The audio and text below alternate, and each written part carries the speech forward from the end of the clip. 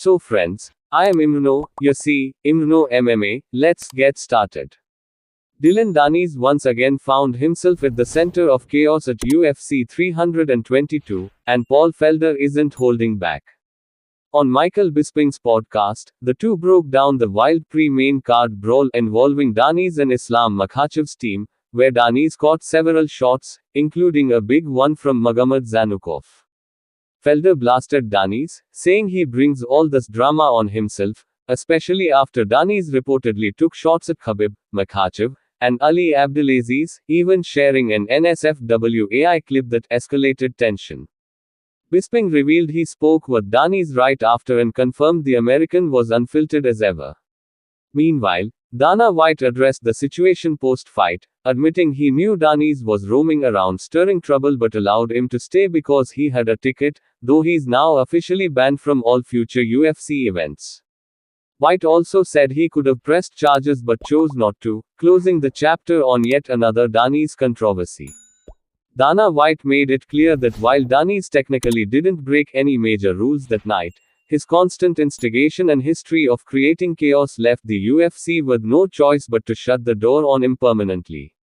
Meanwhile, Felder and Bisping agreed that Danis' pattern of provoking fighters, posting inflammatory content, and then acting surprised when things explode is exactly why situations like this keep happening around him. Fans online split as usual. Some say Danis adds drama that boosts hype, while others argue he's crossed the line too many times and finally got what he deserved. With the ban now in place and tensions still high between his camp and Team Makhachev, the fallout from UFC 322 continues to ripple through the MMA world, proving again that Dillon Danis can turn any fight night into a headline-grabbing spectacle.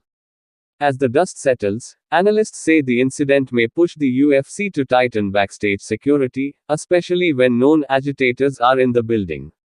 Bisping noted that while fights outside the cage aren't new, the involvement of multiple teams and the use of AI-generated insults marks a whole new level of provocation in MMA beef.